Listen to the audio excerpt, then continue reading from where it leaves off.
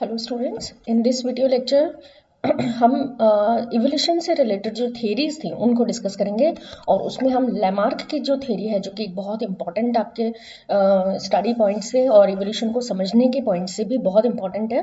तो हम इसमें आज के लेक्चर में आपको लैमार्क के जो प्रिंसिपल्स थे, लैमार्क की जो थेरी थी, उसको हम समझने की कोशिश करेंगे। इंट्रोडक्शन.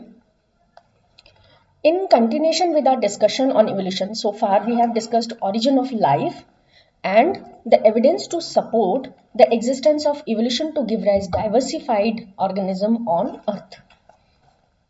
तो अभी तक का जो हमने डिस्कशन देखा, अभी तक का जो डिस्कशन हम लोगों का रहा, उसमें हमने ऑर्गेनिक इवोल्यूशन किस तरह से हुआ, इसी के साथ में इवोल्यूशन जो है उसमें एनवायरनमेंट में क्या क्या चेंजेस आए, क्या कोइसर्विट्स क्या होते हैं, प्रोटोबायंट्स क्या होती हैं, फर्स्ट लिविंग सेल्स किस तरह से ओरिजिनेट हुई।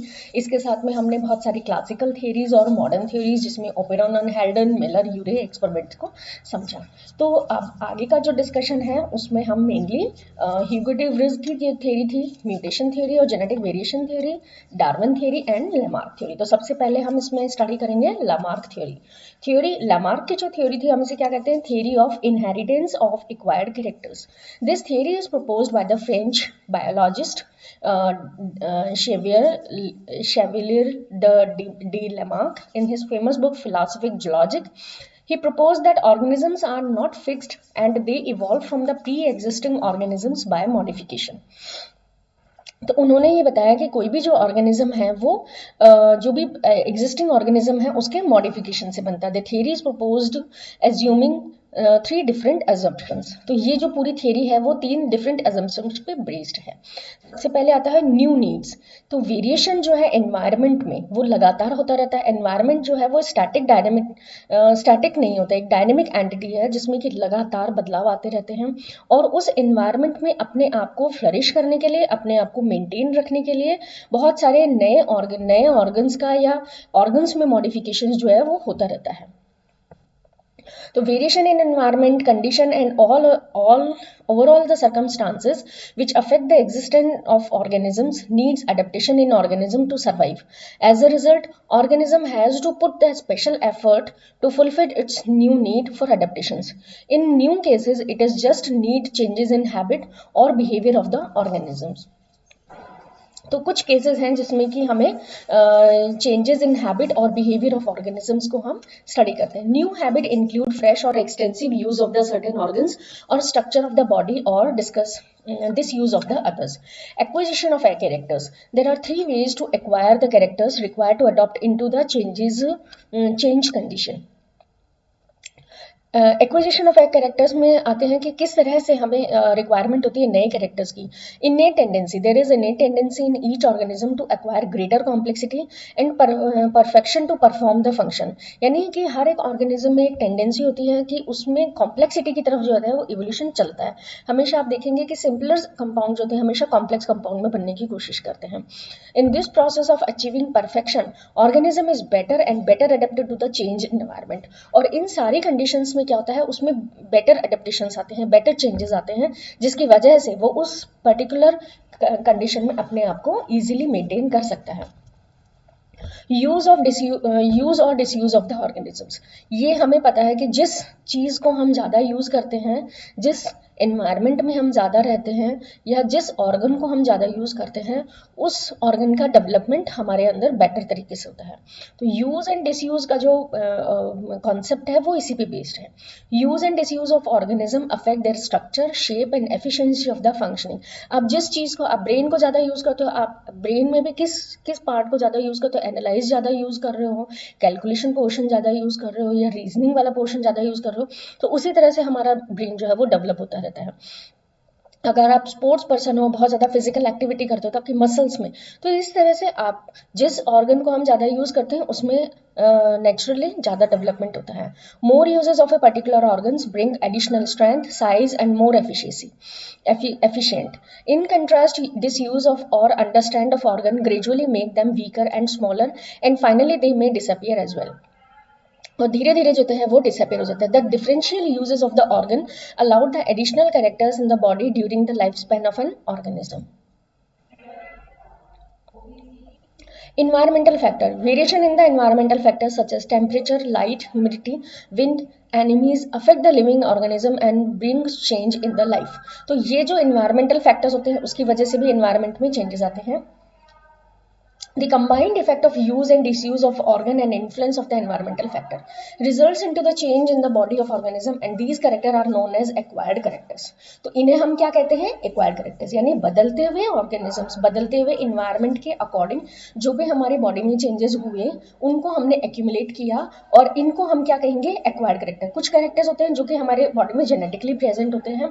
We are transferring those characters generation after generation, and some characters are influenced by the environment, changing environment, and those changes that create the change in or make some variations in the genetic makeup of our individual. So these genetically modified changes will go through the generation after generation. So these are the acquired characters. Inheritance of acquired characters में जाती हैं characters acquired by one generation are transmitted to the new generation, and subsequently newer characters are added in the next generation of to acquire the perfection.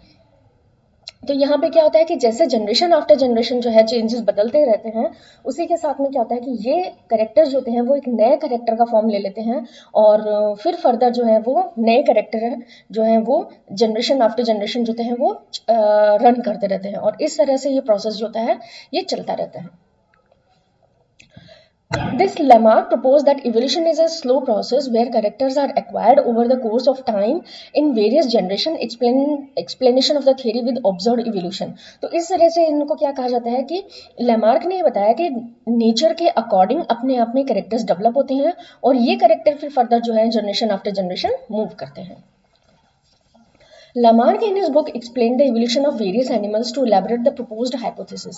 Giraffe. Lamarck used his hypothesis to explain the appearance of giraffe with long neck and forelimb. तो इसका सब best example जो है वो उन्होंने giraffe के through दिया कि जिराफ जो है उस का स्ट्रक्चर पहले जब वो इवॉल्व हुए थे, जब वो डेवलप हुए थे, उस वक्त क्या है उनकी स्ट्रक्चर हॉर्स डॉग जैसी थी, छोटे थे, उनके लेग्स जो हैं वो छोटी थी, लेकिन जो एनवायरनमेंट उनका इफेक्ट उन पे रहा जिसमें कि वो इस तरह के एनवायरनमेंट में थे जो कि जहाँ पे टॉलर प्लांट्स प्रेजेंट थे, तो उन टॉलर प्लांट्स की वजह से, चूंकि जिराफ जो है वो हर्बीवोर्स होते हैं, तो उसकी वजह से उनकी लेग्स, फोर लिम्स और उनकी नेक में स्ट्रेचिंग हुई और वो जो है वो कंटिन्यूशन में लंबाई में बढ़ते गए. The different evolutionary stages of the present giraffe is explained as per Lamarck theory.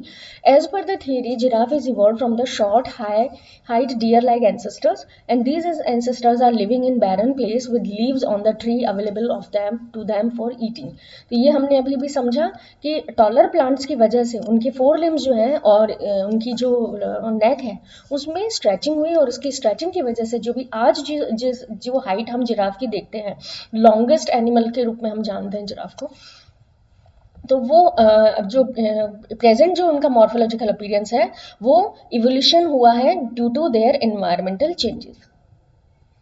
Other example of use and disuse to support the Lamarck theory are blacksmith and rabbit.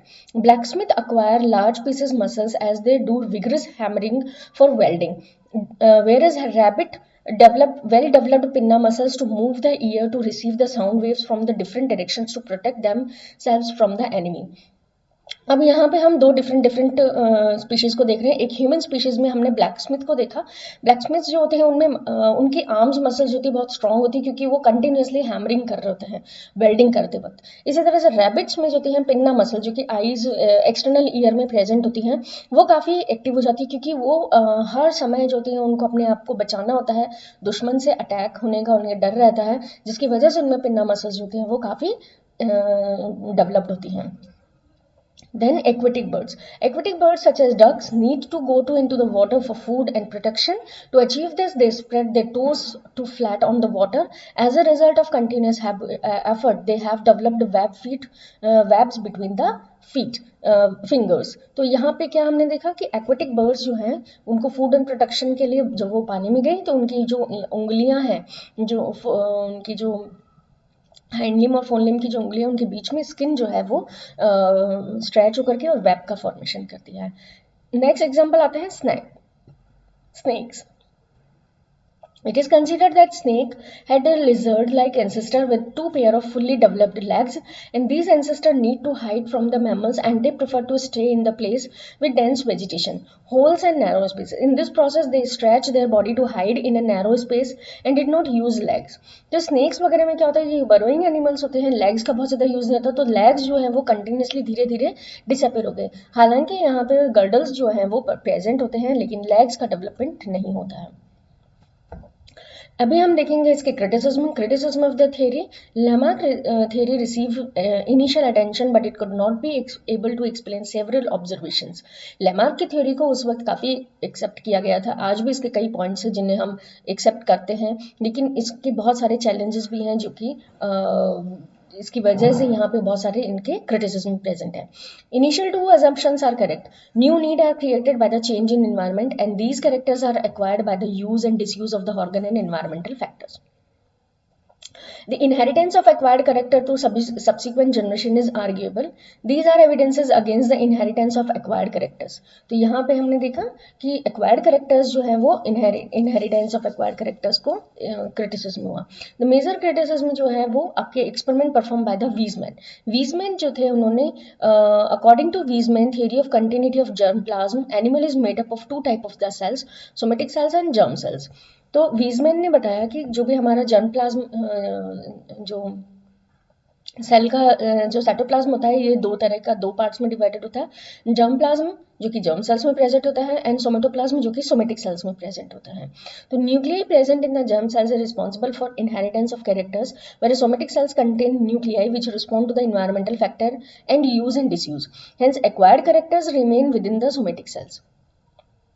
तो यहाँ पे इन्होंने क्या देखा कि न्यूक्लियाई जो प्रेजेंट होते हैं जर्म सेल्स में, ये ही आगे जो है जनरेशन टू जनरेशन ट्रांसमिट होते हैं. यूज एंड डिसयूज जो होते हैं वो यहाँ पे रिस्पॉन्सिबल नहीं होते. जो characters generation to generation change होते हैं उन्हें और जो कैरेक्टर सोमेटिक सेल्स में होते हैं वो आगे जनरेशन टू जनरेशन जो है वो ट्रांसमिट नहीं हो पाते हैं. तो as a result of this theory support the idea that acquired characters are not inherited. Acquired characters, सभी acquired characters जो inherited नहीं होते, केवल germ cells या जर्म सेल्स में जो कैरेक्टर्स होते हैं वही आगे ट्रांसमिट होते हैं. द टेल्स फॉर 80 यहाँ पे इन्होंने जो है रेड की 80 जनरेशन तक टेल को जो था उन्होंने कट किया, लेकिन टेल लेस रेड जो हैं वो प्रोड्यूस नहीं हुए. Second example, boring of ear in practice in women for thousand of years but this character never been inherited. European women wear tight garments to maintain slender waist, but their children have normal waist at birth. तो European जो होती हैं इनमें अपनी waste को control करने के लिए टाइट गारमेंट्स पहने जाते हैं, लेकिन यहाँ पे ये जो है इस तरह का कैरेक्टर कभी इनहेरिट नहीं होता. Chinese women wear tight shoes to have small feet but the children have normal waist. Child of athletes are not born with powerful muscles. Children of Nobel laureate may not be as intelligent as the parent. Pavlov has trained the mice to come for food on bell ring, but he found that training is necessary in each generation. तो ये जो है generation to generation जाता है. Eyes of voracious reader do not grow in size not they acquired improve eyesight with the increasing age. तो कुछ ऐसे characters हैं जिन्हें हम एक्वायर्ड कैरेक्टर ऑफ इनहेरिटेंस के बेस पे एक्सप्लेन नहीं कर सकते. तो वही इनके जो है ड्रॉबैक्स थे, वही उनके क्रिटिसिज्म थे. Neo-Lamarckism, there are evidences to support the inheritance of acquired characters. For example, effect of radiation and chemical on germ cells and resulting change in the phenotype of the cells. तो यहाँ पे हम देख सकते हैं कि ऐसे बहुत सारे चेंजेस हैं जो कि रेडिएशन के इफेक्ट हैं या जो जर्म सेल्स पे इफेक्ट होते हैं वो आगे ट्रांसमिट होते हैं.